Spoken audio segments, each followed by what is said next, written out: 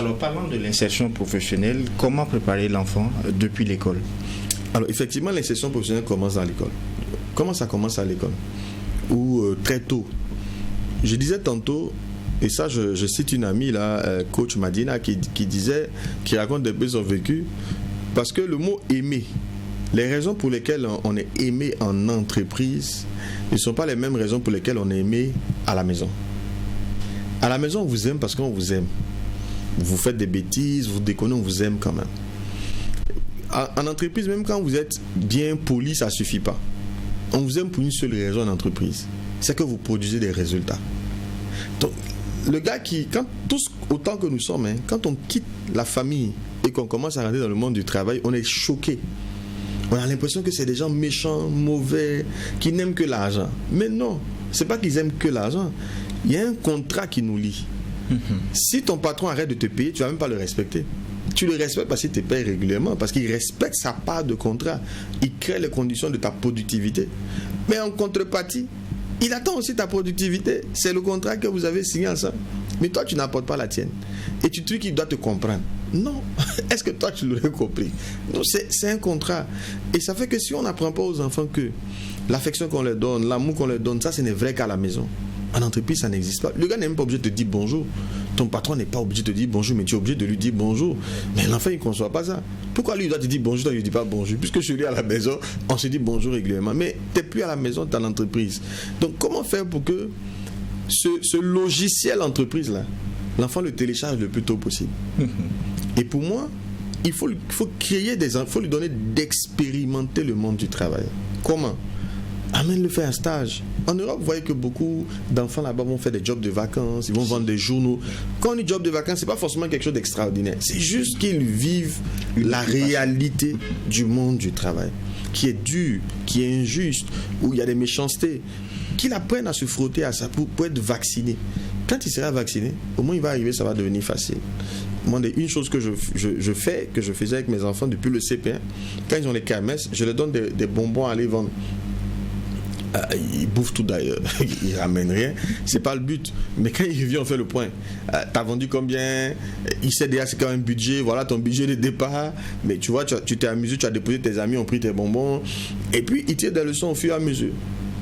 Mais il le fait même de vendre. Quand il essaie de vendre et puis on le chasse, tu vois, ce gars dit je paye pas, c'est trop cher. Et puis on l'insulte, il vient ah non, les gens sont méchants. Il dit, ouais, c'est ça le monde du travail.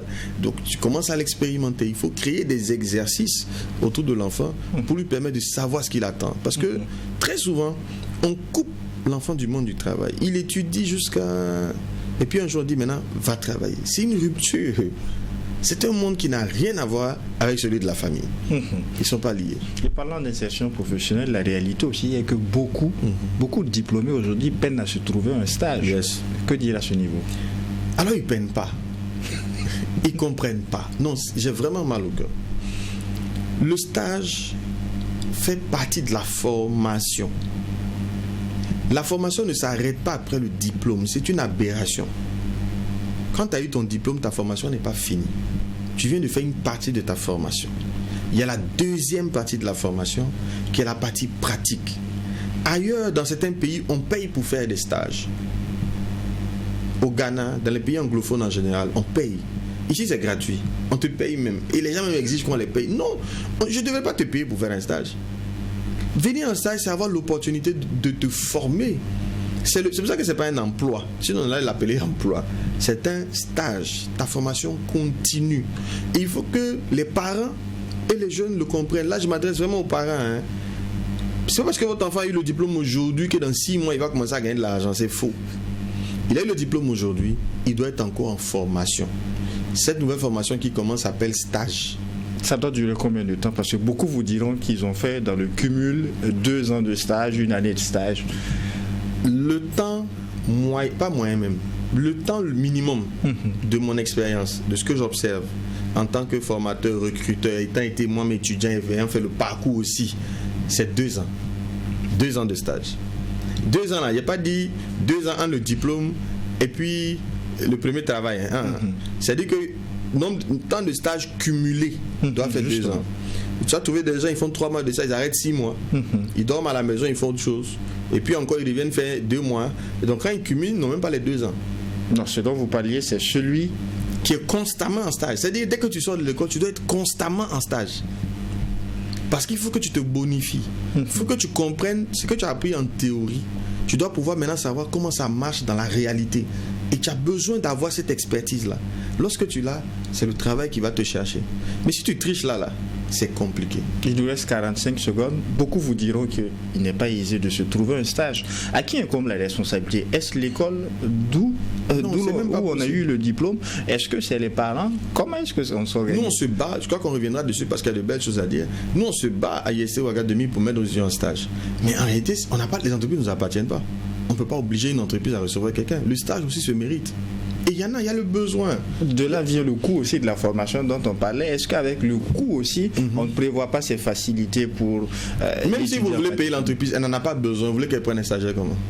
C'est pas possible. Je crois qu'il y a une organisation, j'oublie encore, qui travaille là-dessus, qui est en train d'écrire un livre blanc des stages. Pour justement, parce que c'est un vrai problème. Oui, il faut créer les conditions du stage. Ailleurs, il y a ce qu'on appelle le dual. L'État accompagne. Je crois que dans la formation professionnelle, ça se fait. L'État accompagne justement pour que les entreprises soient plus flexibles à recevoir des stagiaires, mais c'est très compliqué. Et le stagiaire doit être méritant. Moi, j'ai des étudiants qu'on n'a aucun mal. C'est-à-dire que les entreprises même les recherchent parce qu'ils veulent de bons stagiaires. Ils ne veulent pas un gars, tu lui demandes ta filière, tu dis tu as fait de la finance comptable, on demande c'est quoi la finance comptable, le gars ne peut pas répondre. Tu demandes de faire la chose la plus élémentaire. Non. Après, le stagiaire lui-même doit être aussi valeureux, il doit avoir appris. Pour moi, on va en stage avec ses cours. Quand tu vas en stage, là, tu as tes cours. Parce qu'on peut te poser une question. Tu peux avoir fait une chose. Va voir qu'est-ce que le cours disait à ce propos pour le faire. Ne cherche pas. Ça veut dire, la même attitude que tu avais à l'école va dépendre sur ce que tu seras en stage et ce que tu seras dans ta vie professionnelle. Voilà, donc pour moi, oui, les entreprises ont besoin de stagiaires. Elles ont besoin, mais elles veulent de bons stagiaires. Sois un bon stagiaire, travaille à devenir un bon stagiaire. Et pour ça, il faut comprendre ce que c'est. Mais la question était tellement pertinente, on n'aura pas le temps de la développer. Parce qu'il y a des domaines où tu peux faire 4 ans de stage. Et c'est normal. J'expliquerai ça la prochaine fois. Abdul Karim Bandé, votre mot de fin. Heureux de reprendre et puis vraiment... bonne rentrée scolaire à tous. Et puis on vous attend à IST Ouaga 2000. C'est la première école, l'école la mieux classée au Burkina. C'est l'IST UBS Ouaga 2000 et tous les autres groupes. Tous les membres du groupe IST, parce que nous sommes plusieurs IST. Et on sera très heureux de vous recevoir pour accompagner vos enfants dans leur parcours scolaire.